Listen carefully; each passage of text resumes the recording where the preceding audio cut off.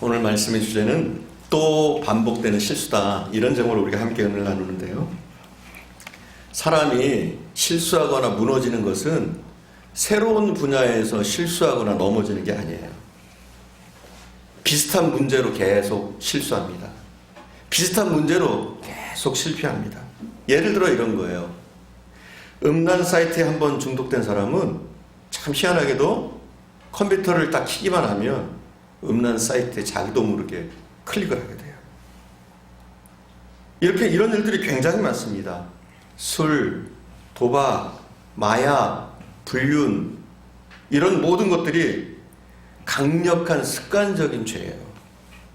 한번 빠져들면 똑같은 죄를 또 짓고 또 짓고 또 짓습니다. 가끔 보면 어디를 가든 권위에 도전하려고 하는 사람들이 있어요. 이런 사람들 보면 학교에서나 직장에서나 권위에 도전합니다. 그러다가 결국은 자기의 인생을 망치게 돼요. 욱하는 성질이 문제가 되는 사람들이 있어요. 욱하는 성미. 안 고쳐져요. 계속 욱하다가 참 인생이 힘들어지는 거예요. 간혹 보면 남의 말하기 좋아하는 사람들이 있어요. 남의 말하기 좋아하는 사람. 이 사람들은 계속 남의 말을 합니다. 뒤에서. 근데 이 남의 말을 하면 다른 사람들이 모르는 게 아니에요. 결국은 피해를 자신이 봐요. 그럼에도 불구하고 공경에 처하고 위기에 처하고 어려움을 당하면서도 계속 남의 말을 하는 것을 멈출 수가 없어요. 그래서 많은 사람과 원수가 되어지고, 그런데도 여전히 남의 말을 해요. 그렇습니다. 분명 그것 때문에 혼쭐 나고 어려움을 겪고 고통을 겪었지만 여전히 같은 패턴으로 같은 일을 반복하게 되는 것. 이게 어떤 특별한 사람에게만 일어나는 게 아니에요. 대다수의 사람에게, 대부분의 사람에게 일어납니다. 나는 조심하고 싶어요. 그렇게 안 하고 싶어요. 그런 실수를 저지르고 싶지 않아요. 근데 참 희한하게도 우리는 했던 일들을, 했던 실수들을, 했던 잘못들을 지속적으로 반복해서 저지르는 것을 보게 됩니다. 때론 옆에서 지켜보는 사람이 이해가 안 갈 정도예요. 본인 자신도 그래요. 자신이 이해가지 않아요. 왜 내가 이것을 또 하지?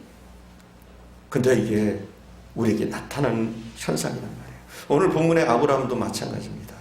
아브라함 창세기 12장에 보면 20년 전에 저질렀던 실수를 오늘 본문에서 또 저지릅니다. 20년 전에 저질렀던 그 실수를 오늘 본문에 보면 또 저지르고 있어요. 또 반복하고 있습니다. 지난 20년 동안 아브라함은 잘 살았어요. 약속의 땅에서 잘 살았습니다. 나름대로 신실하게 살았어요. 하나님을 잘 섬겼습니다. 제단을 쌓고 하나님의 뜻대로 살려고 또 하나님과 교통하면서 살았어요. 나름 경건한 삶을 살았습니다. 그리고 오늘 본문에 보니까 어느 날 그랄이라는 곳으로 이주를 해요. 자, 왜 갑자기 아브라함이 그랄로 왔을까요? 왜 그랄로 이주를 했을까요? 첫 번째, 소돔과 고모라의 멸망이 준 충격 때문에. 소돔과 고모라가 멸망했잖아요. 근데 이 소돔과 고모라가 멸망했던 그 소돔과 고모라에서 아브라함이 살던 지역이 멀리 떨어지지 않았어요. 그러다 보니까 소돔과 고모라가 멸망할 때 그 연기와 불빛이 환하게 보였어요. 얼마나 큰 충격이었을 거예요. 그리고 그곳은 어떤 땅이에요? 조카 롯이 살던 땅이에요. 그 땅이 어느 날 갑자기 멸망당하는 모습을 보면서 그에게도 트라우마가 생겼을 수 있어요. 그리고 소돔과 고모라는 그 당시에 상업의 중심지였어요. 소돔과 고모라가 그 당시에 상업의 중심지였는데 그 나라가 어느 날 그곳이 완전히 없어진 거예요. 폐허가 되어버린 거예요. 그러다 보니까 이 주변 도시도 침체됐을 거예요. 아마 그런 이유 때문에 그가 그랄로 이주하지 않았나 싶어요. 또 두 번째는 보다 나은 비즈니스 환경을 위해서 그가 이주했을 거라고 봐요. 앞에도 언급드렸지만 이 곧 소돔과 고모라가 멸망하면서 그 지역의 상권이나 뭐 이런 것들이 다 무너졌을 거란 말이에요. 근데 이 그랄이란 지역은 애국과 팔레스타인 지역의 이 중간쯤에 있는 지역인데 상업이 자주 이루어지니까 팔레스타인과 또 이제 애국이 상업이 이루어지니까 그 중앙에서 많은 무역적인 혜택을 받고 있던 도시였어요. 그러니까 아무래도 풍요로운 도시였겠죠.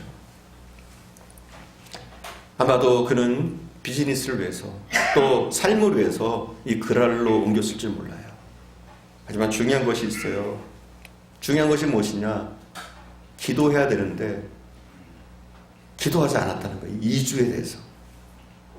우리가 어느 곳에 가든지 무슨 일을 하든지 우리는 기도하면서 준비하고 기도하면서 해나가야 되는 거예요.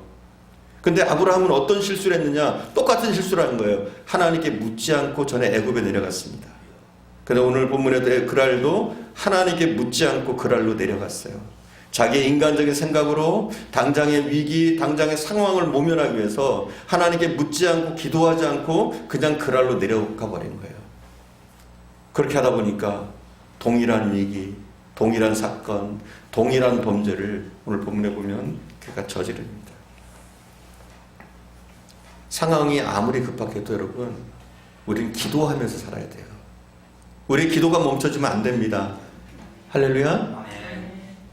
우리가 좀 더딜지라도 조금 더 몇 시간 더 고통받더라도 며칠 몇 날 고통받더라도 우리는 어떤 문제를 결정하는 데 있어서 기도하면서 결정해야 돼요.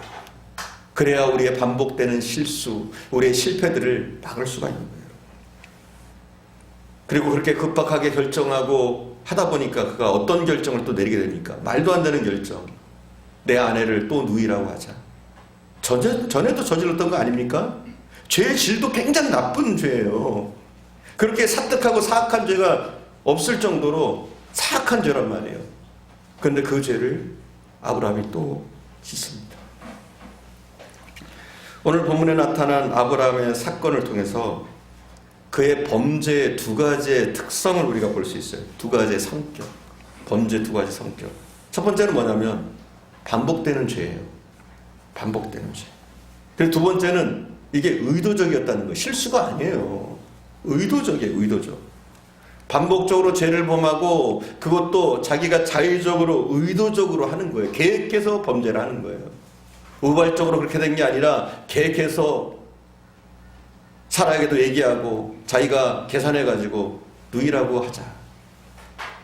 그래야 우리가 산다. 반복적이고 또 거기다가 고의적인 범죄. 근데 이 범죄가요, 아브라함만 반복하게 되는 게 아니에요. 그 범죄가 대를 잇게 되더라고요. 아브라함이 했던 그 범죄, 그랄에서 자기 아내를 누이라고 속였던 그 범죄가 이삭에게도, 자기 아들 이삭에게 동일하게 나타납니다. 이삭도 그랄로 이주하고 거기서 자기 아내 리브가를 누이라고 속입니다. 동일한 범죄가 이어지는 거예요.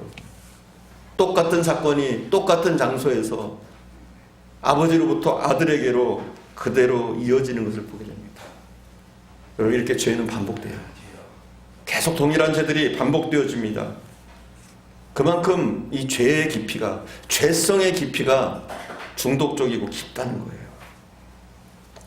그럼 왜 우리는 범했던 죄를 또 범하고 또 범하고 또 범합니까? 왜 그렇습니까? 왜 우리에게는 그런 현상이 나타납니까? 분명 범죄인 줄 아는데 저질렀던 그 범죄를 우리는 왜 계속해서 반복적으로 저지르게 됩니까? 왜 반복적으로 의도적으로 저지르게 됩니까? 첫 번째, 무엇보다도 우리가 하나님을 두려워하지 않아서 그래요. 첫 번째는 그렇습니다. 우리는 사람을 먼저 보거든요. 환경을 먼저 보거든요. 우리 눈에 보이는 것을 먼저 보거든요. 근데 우리가 하나님을 먼저 보면 그렇게 할 수가 없어요.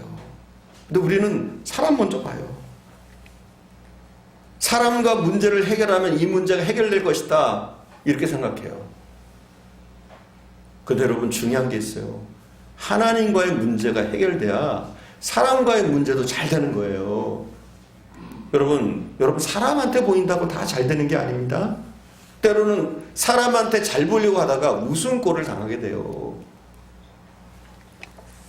잠언서 저자는 우리 인생의 참된 지혜에 대해서 얘기하는데 그는 그렇게 얘기해요.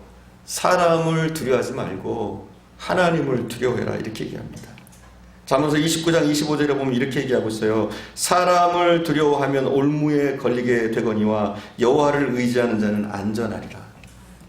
우리가 사람을 의지하잖아요. 그러면 우리는 사람이 도와줄 것 같고 사람이 우리에게 모든 걸 다 해줄 것 같은데 오히려 사람을 의지하다가 사람을 의지하는 그것이 올무가 되고 함정이 되어진다는 거예요. 하지만 하나님께 우리가 피하고 하나님을 의지하면 하나님은 어떻게 하셔요? 우리를 보호하신다는 거예요. 우리를 인도하신다는 거예요. 이것이 잠언서 기자가 얘기하고 있는 인생의 지혜라는 거예요. 여러분, 무엇보다 하나님을 의지해야 돼요. 근데 우리는 뭐냐면 은연중에 하나님을 무시합니다. 그리고 사람만 바라봐요. 그렇게 사람만 바라보고 사람만 두려워할 때 우리의 인생이 계속적으로 반복적인 실수를 저지르게 되고 망하는 길로 가게 되는 거예요. 아브라함의 일이 주는 첫 번째 교훈이 그거예요. 그는 사람을 두려워했어요. 그랄 땅에 있는 아비멜렉을 두려워했어요. 그곳에 사는 사람들을 두려워했어요. 그러다 보니까 범죄도 서슴없이 저지르게 되는 거예요. 근데 우리가 정말 두려워야 될 것은 누구냐? 바로 하나님 아버지십니다. 그 하나님을 우리는 두려워할 줄 알아야 돼요.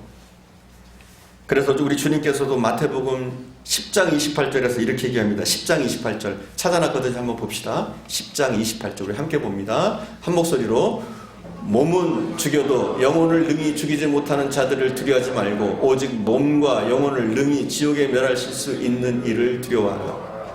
여러분, 이걸 명심하셔야 돼요. 사람을 두려워하는 게 아니에요. 그들은 잠깐 우리에게 몸에 해를 끼칠 수는 있어요. 하지만 우리 영혼은 어떻게 하지 못하잖아요. 우리 마음은 어떻게 하지 못하잖아요. 하지만 하나님은 어때요? 우리를 멸하실 수 있는 분, 우리를 지옥에 멸하실 수 있는 그 하나님, 그분을 두려워하라는 거예요. 오직 하나님을 두려워하심으로 이 땅에서도 승리할 수 있는 저와 여러분 되기를 간절히 축원드립니다. 자, 두 번째, 왜 우리가 반복되는 죄를 저지르느냐? 똑같은 죄를 왜 저지르느냐? 두 번째입니다. 무서운 영적 힘, 악의 권세가 있다는 사실이에요. 여러분, 우리가 범죄하는 것 반드시 우리 때문은 아닙니다. 내 안에 있는 죄성, 나를 조종하고 있는 악한 세력이 있기 때문에 우리도 어쩔 수 없이 불가항력적으로 죄를 짓게 될 때가 많다는 거예요. 여러분, 한번 생각해 보세요. 시간이 지나면 나의 이 습성이 변하나요? 나이 들고 또 사회적인 지지가 생기고 그러면 그 사람의 고질적인 문제가 해결되어집니까? 절대 아니에요. 물론 나이를 먹고 연륜이 쌓이면 좋아지는 부분도 있어요. 그런데 참 희한하게도 나이를 먹으면 먹을수록 욕심이 더 많아진다고 그래요. 사람은. 나이를 먹으면 먹을수록 욕심은 더 많아지고 생각은 더 교활해진다고 그래요.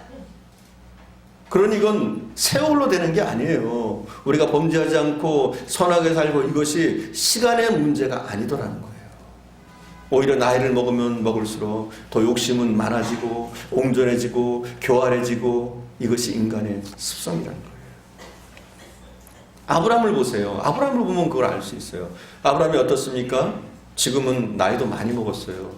그래도 조금 더 젊었을 때 실수했지만 지금은 20년이라는 세월이 흘렀단 말이에요. 꽤 나이 먹었어요. 그래도 똑같은 죄를 저질러요. 자, 아브라함이 전에는 가난했어요. 그런데 그가 여러 가지 경로를 통해서 이제는 거부가 되어졌어요. 잘 살아요. 지위도 높아요. 그런데 여전히 동일한 범죄를 저지릅니다. 그가 수많은 고통을 겪었잖아요. 연륜도 많이 쌓였어요. 얼마나 많은 일들이 아브라함에게 벌어졌습니까? 자기가 자식처럼 아꼈던 조카 롯에게 배신을 당하고 또 소돔과 고모라가 멸망하는 그 멸망의 장면들을 지켜보고 하갈과 이스마엘의 문제로 집안이 얼마나 시끄럽고 집안 전체가 뒤집어졌었습니까? 그 수많은 고통과 어려움을 겪었어요. 그랬으면 그 인격이 많이 성숙해지고 좀 더 좋아져야 되는데 오늘 본문에 보니까 같은 실수를 반복하고 있는 거예요. 여러분, 우리가 교회를 열심히 다니고 있잖아요. 그죠? 교회를 열심히 다니고 우리가 신앙생활을 잘하고 있다고 너무 안심하면 안 돼요. 우리는 언제라도 올무에 걸릴 수 있고 언제라도 똑같은 범죄를 또 저지를 수가 있는 거예요. 예배 재단을 쌓고 또 하나님의 음성을 아브라함은 수없이 들었던 사람이에요. 하나님의 음성을 들었어요. 하나님께 제단을 쌓고 하나님이 만나주시고 심지어 하나님께서 아브라함은 나의 벗이라고 칭할 정도로 하나님과 교통했던 사람, 하나님과 대화를 나눴던 사람이 아브라함이었어요. 그러니까 오늘날로 말하면 굉장히 신실한 크리스천이죠. 예배도 잘 드리고 말씀도 열심히 배워서 알고 뿐만 아니라 영적인 것까지 깨달은 그런 사람이 오늘 본문의 아브라함이라고 볼 수 있어요. 그럼에도 불구하고 그가 지었던 그 죄를, 또 습관적인 죄들을 반복해서 저지릅니다. 몰라서 당하는 게 아니에요. 우리가 우리의 약점을 잘 알고 있어요. 나는 무엇이 약점이다, 나는 무엇에 약하다, 누구보다 나 자신을 그래도 알고 있단 말이에요. 그런데 이것을 극복하기가 어려워요. 왜 그래요? 악한 영적 세력이 붙잡고 있어서 그래요.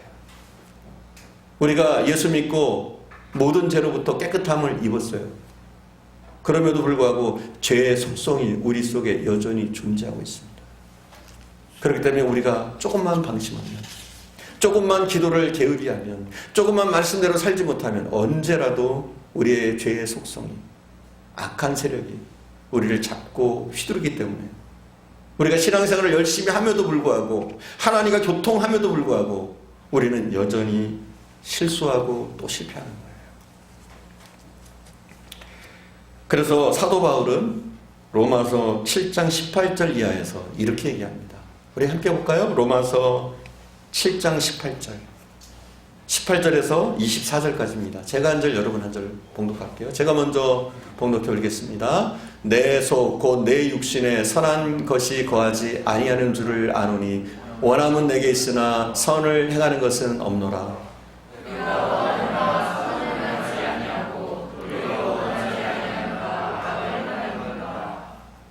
만일 내가 원하지 아니하는 그것을 하면 이를 행하는 자는 내가 아니요 내 속에 거하는 죄리라.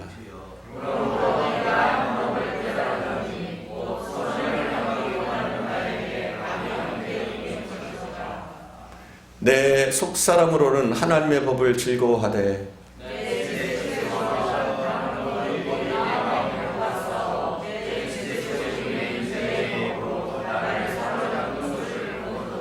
함께 오라 나는 공고한 사람이로다. 이 사망의 몸에서 누가 나를 건져내리라. 아멘.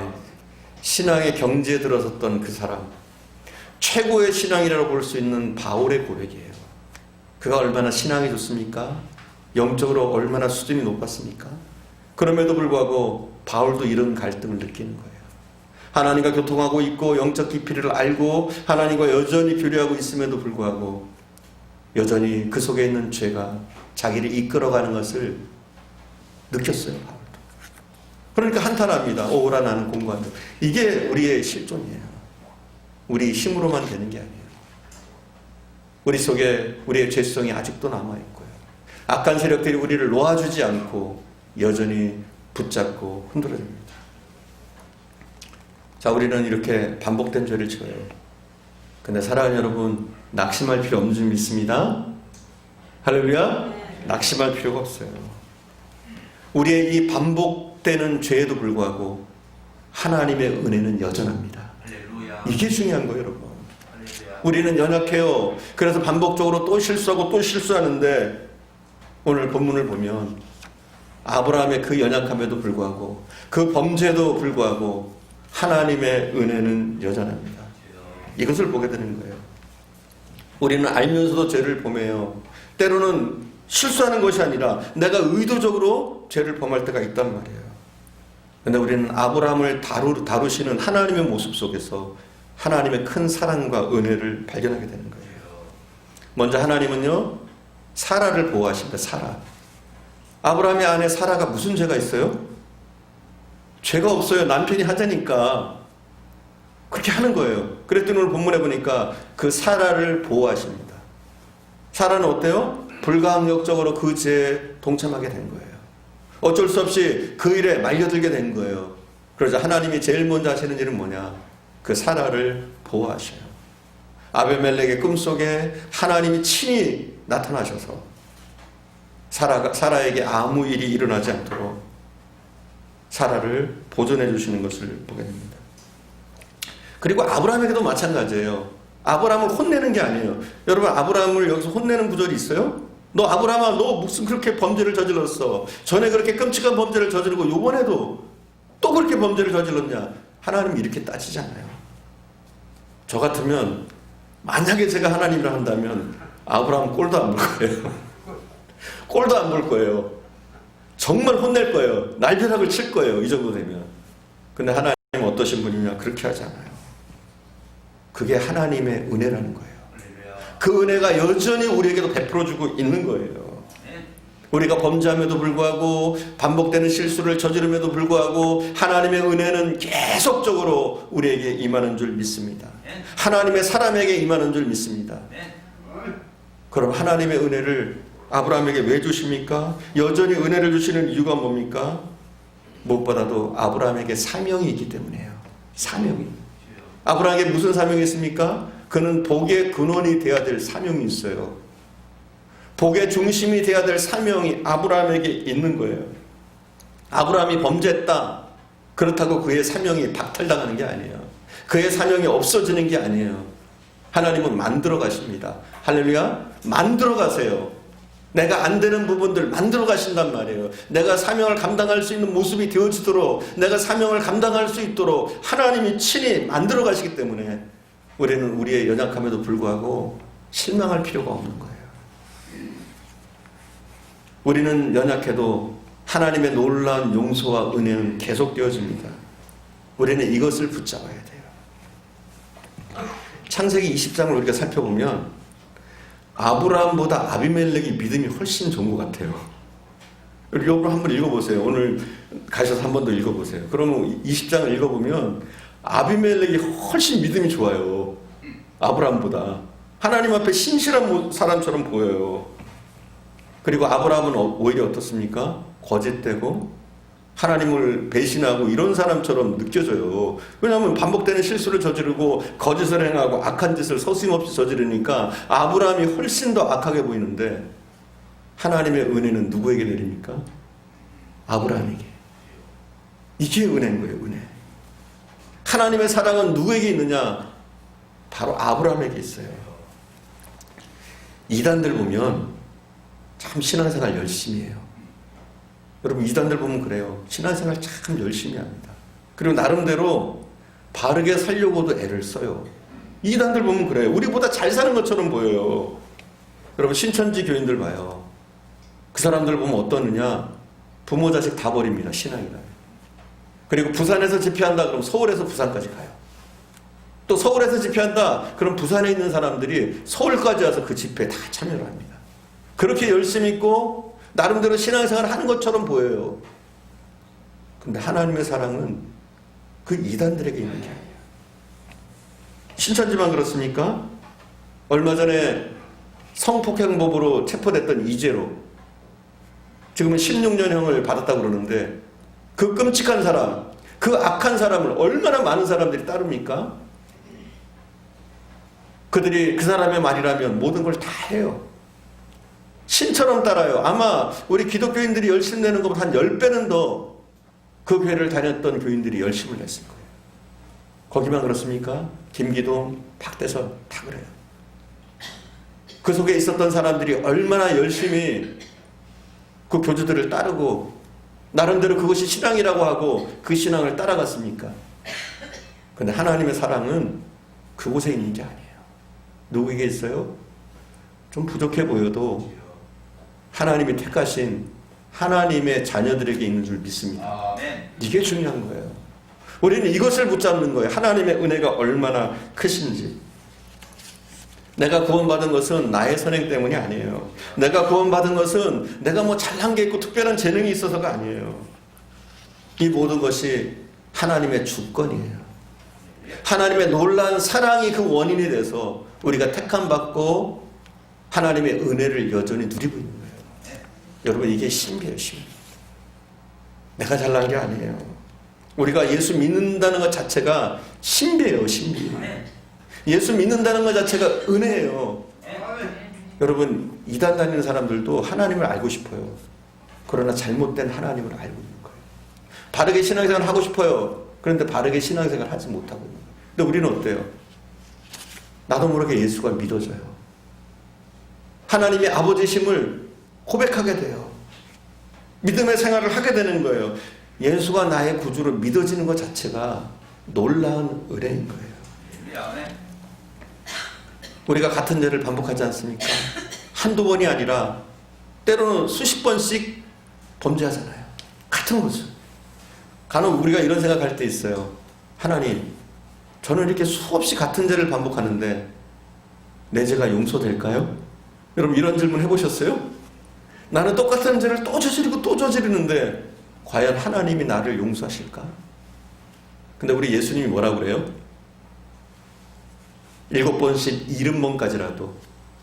그럼 어떻게 돼요? 77에 40, 490번. 최소한 490번은 용서하신대요. 그러니까 안심하셔도 돼요. 490번이라고 얘기하고 있는데 그 말은 무슨 말이냐?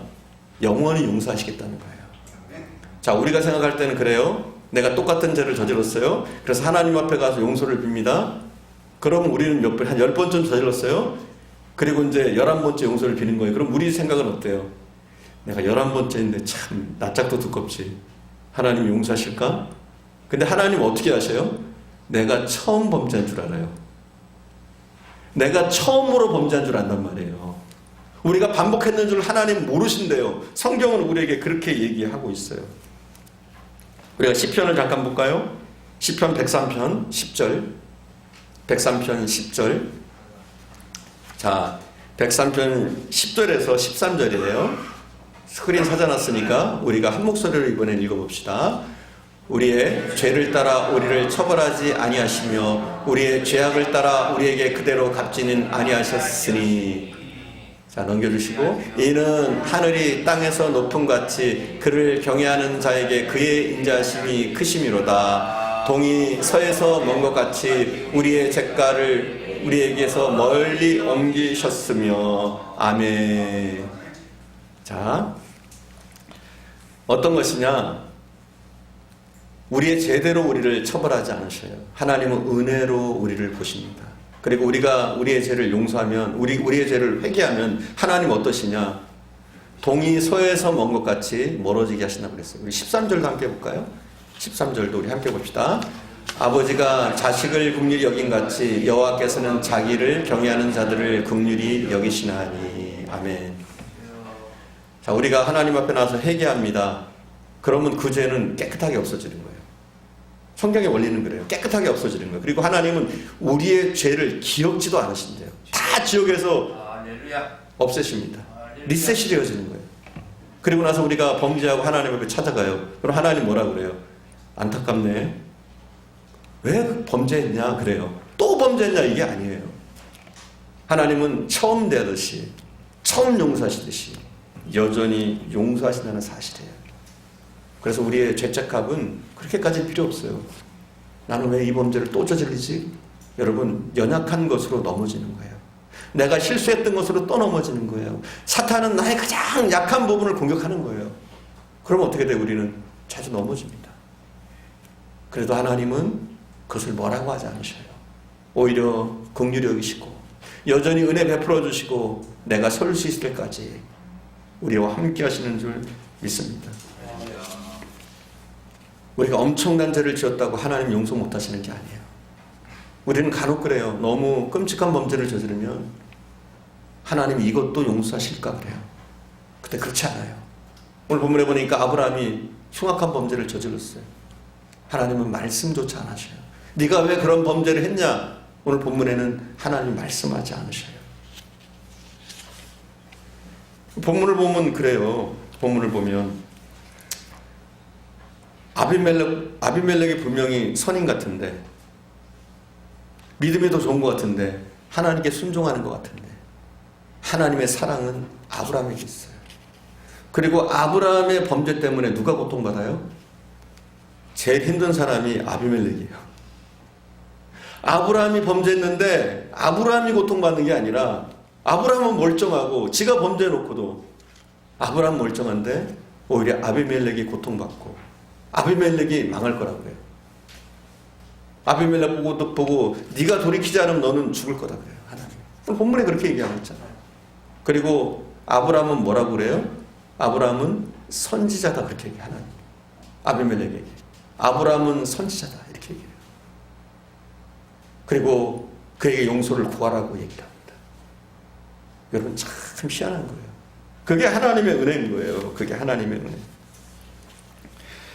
우리는 연약하고 부족하고 형편없는 존재예요. 그럼에도 불구하고 하나님의 사랑은 여전한 거예요. 우리 아버지의 용서는 내 죄보다 훨씬 큽니다. 엄청나게 넘치는 풍성한 용서로 나를 용서하시고 내 인생을 이끌어 가시고 우리를 위해서 준비하시는 줄 믿습니다. 이 시간 여러분 절망하지 마십시오. 여러분의 죄악 때문에, 여러분의 연약함 때문에, 여러분의 문제 때문에 절망하지 마십시오. 그 크신 팔로 우리를 안아주실, 우리를 용서하실 그 하나님께로 어깨를 피시고 나가세요. 아버지를 배신하고 떠났던 탕자라는 아들이 있어요. 우리가 잘 아는 이야기죠. 아버지를 배신하고 그 재산을 팔아서 창기와 더불어 다 탕진했던 그 탕자가 있어요. 결국 그가 아버지 품으로 돌아오잖아요. 근데 그가 아버지 품으로 돌아올 때 아버지에 대해서 어떻게 표현하고 있어요? 아버지는 멀찍이서 아들이 오는 모습을 봐요. 아직 거리가 멀어요. 사람을 알아보지 못할 정도인데, 근데 그 아버지는 그 아들을 알아보고 벗은 발로 달려나가서 그 아들을 안습니다. 그거예요, 여러분. 자, 그럼 저는 이 부분을 보면서 여러 가지 생각을 했어요. 그 아버지가 나이를 먹어서 눈도 좀 어두울 텐데 어떻게 그 멀리 있는 아들을 알아봤을까? 어떻게 알아봤을까요? 갑자기 시력이 좋아졌을까요? 내 새끼라 멀리 있어도 보이나요? 물론 그럴 수 있어요. 우리 부모들은 그러잖아요. 한 100명쯤 똑같은 옷을 입혀놓고 이렇게 세워놔도 자기 아들을 얼른 알아보고 그러기도 하잖아요. 예. 그래서 그럴까요? 그래서 그럴 수도 있겠지만 저는 그런 생각을 해요. 이 아버지가 아들이 집을 떠났어요. 부모들은 어때요? 그 아들을 기다릴까요? 부모에게 못되게 하고 돌아간 그 아들을 기다릴까요? 아마도 그 아버지는 그곳에서 아들을 매일 기다렸을 거예요. 그리고 아들 비슷한 이만 나타나면 달려갔을 거예요. 그렇게 수십 번, 수백 번 달려가다가 그 아버지는 아들을 안을 수 있었던 거예요. 성경은 그렇게 표현하고 있지만 아직 상고도 먼데 아버지가 달려가서 그 아들을 안았다고 되어 있지만 그렇게 할 수 있었던 이유는 그 아버지는 못된 자식이었지만 배신한 자식이었지만 버리지 못하는 거예요. 여전히 사랑하는 거예요. 여전히 그 아들을 기다리고 수십 번, 수백 번도 달려나가는 거예요. 그 마음이 우리 하나님 아버지의 마음인 줄 믿습니다. 우리는 하나님을 배신한 것 같아요. 나쁜 길로 간 것 같아요. 그리고 하나님이 나를 잊으신 것 같아요. 그러나 그렇지 않아요. 하나님의 용서는 수백 번, 수천 번 계속될 줄 믿습니다. 우리가 연약하고 부족하고 형편없는데도 불구하고 우리를 중심으로 하나님은 역사를 이끌어 가십니다. 여러분, 아브라함이 살던 그 당시 애굽이 강력했어요. 우리가 아는 것처럼 애굽이 강력했어요. 그리고 누가 봐도 인간의 눈을 볼 때 애굽의 왕이 아브라함보다 더 세상의 중심처럼 보여요. 역사의 중심처럼 보여요. 그런데 하나님의 역사는 어떻게 이루어집니까? 아브라함 중심으로 이루어져요. 오늘 본문도 마찬가지예요. 그랄의 왕인 아비멜렉이 이 성경의 주인공이 돼야 돼요. 인간적인 눈으로 보면. 그렇잖아요? 우리 사람의 방식으로는 아비멜렉이 주인공이 돼야 돼요. 근데 하나님은 어떻습니까? 아브라함이 중심이에요. 아비멜렉은 그저 아브라함이 잘못하면 오히려 고통받는 그런 사람이 불과해요. 그만큼 하나님은 우리 한 사람 한 사람을 중요하게 여기십니다. 우리가 이걸 깨달아야 돼요. 사람의 눈으로 보면 내가 하찮아요. 아무것도 아니에요. 역사의 중심이 될 수 없어요. 그러나 하나님의 눈으로 볼 때 연약해 보이는 우리 한 사람 한 사람이 세상의 중심이 되어지는 거예요. 하나님은 그것을 꿈꾸고 계시는 줄 믿습니다. 아브라함이 범죄하니까 아비멜렉이 고통받아요. 아브라함이 범죄하니까 아비멜렉, 그 주변 사람이 고통받아요. 아브라함이 돌아서니까 다른 사람들까지 회복되어지는 거예요. 용서받는 거예요. 우리가 잘 아는 것처럼 소돔성이 멸망한 건 왜 멸망했어요? 죄 때문이 아니라 그랬죠. 소돔성이 멸망한 건 죄 때문이 아니라 회개하지 못해서 소돔성이 멸망했다. 그런 말씀 우리가 나눴잖아요, 전에. 그리고 소돔성이 멸망한 것은 표면적인 이유는 10명의 의인이 없어서다. 이런 말씀드렸어요. 표면적인 이유는 그렇고 정말 소돔성이 멸망한 이유는 무엇이었느냐?